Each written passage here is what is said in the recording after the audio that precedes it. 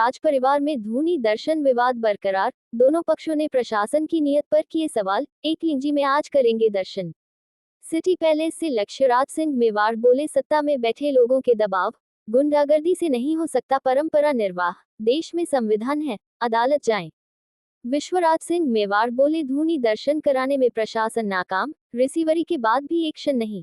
मंगलवार रात city palace से लक्ष्यराज सिंह मेवाड़ ने बड़ा बयान दिया कि सत्ता में बैठे लोगों को पुलिस और प्रशासन गुंडागर्दी करने में मदद करके उन पर गैरकानूनी रूप से दबाव बनाकर उनके घर में जबरन घुसने की कोशिशें की जा रही हैं, जो अवैधिक और गैरकानूनी हैं।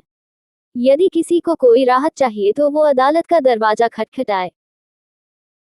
देखिए, सबसे पहले तो जो मैं कहना चाहता हूँ वो मैं आप लोगों के साथ में पहले मैं बांट लेता हूँ।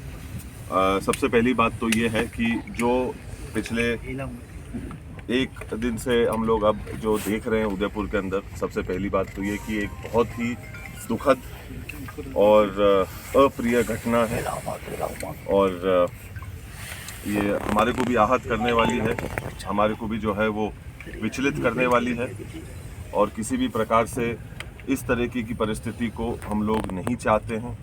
ना हमारा कोई इस प्रकार का उद्देश्य है, ना हमारा इस प्रकार से कोई सोच है कि जो हालात बने हुए, कितने सैकड़ों लोग जो हैं इसकी वजह से, एक घमंड और गुरूर की वजह से जो है वो चूर हो रहे हैं और परेशान हो रहे हैं। जो बाहर से लोग आ रहे हैं, जो नाम उदयपुर का जो है वो ख़राब हो रहा है, इन चीज़ों को सड़कों के ऊपर आकर इस प्रकार से जो है इसका समाधान निकालने का ये कोई तरीका नहीं है। ये हम लोग किसी भी तरीके से इस चीज़ के सोच के साथ में ना समर्थन करते हैं, ना हम इस सोच को जो है वो जायज़ मानते हैं। दूसरी बात, कानून का जहाँ तक एक सवाल आता है, हम लोगों को कुछ चीज़ों को जज्बाती नहीं होकर सोचने की आवश्यकता है।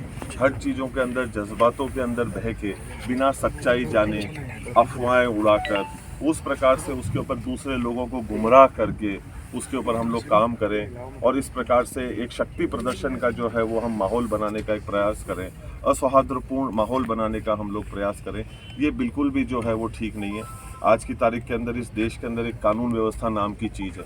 मुझे नहीं पता कि उदयपुर में वो अभी है या नहीं, क्योंकि अभी जो हमारे साथ में हुआ, सबसे पहले तो मैं ये पूछना चाहता हूँ कि इतनी फोर्स होने के बावजूद भी वहाँ पर जिस प्रकार की घटनाएं घटी, मेरा ये सवाल है सरकार से और प्रशासन से कि क्या हम हकीकत के अंदर कानून को लागू करना चाहते हैं क्या, या कि कोई सरकार का सदस्य है या सरकार के किसी पद के ऊपर बैठे हुए जो व्यक्ति हैं, कानून केवल और केवल उनके लिए काम करेगा, एक आम नागरिक के लिए जिसके पास में संविधान की सुरक्षा मिलती है कि भाई कानून सबके ऊपर जो है वो बराबर तरीके से लागू होगा और उनकी सुरक्षा करेगा।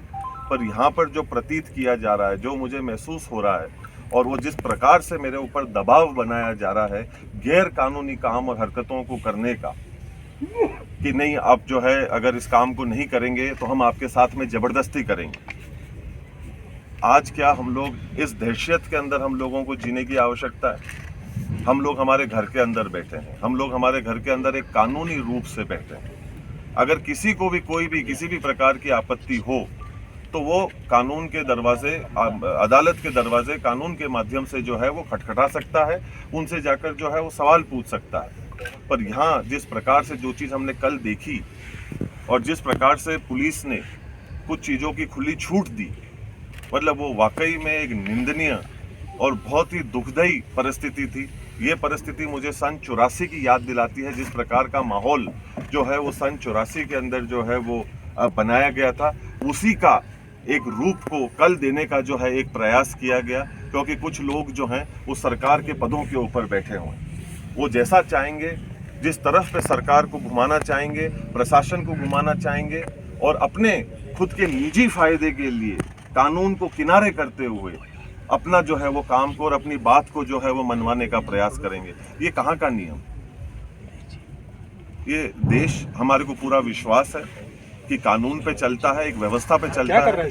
और दूसरी बात ये कि अगर ऐसी परिस्थिति बनने की जो हमारे को पहले से ही संभावनाएं थी, जिसके बारे में हम लोगों ने प्रशासन को कई दिनों पहले इसकी जानकारी भी हम लोगों ने दे दी थी। फिर अखबार के माध्यम से भी हम लोगों ने उस दिन पूरे प्रदेश के अंदर इसकी जानकारी दी। मैं ये सवाल पूछता हूं कि 144 को क्यों नहीं लागू कराया गया? और आप इतने लोगों की जानों के साथ में खेलेंगे,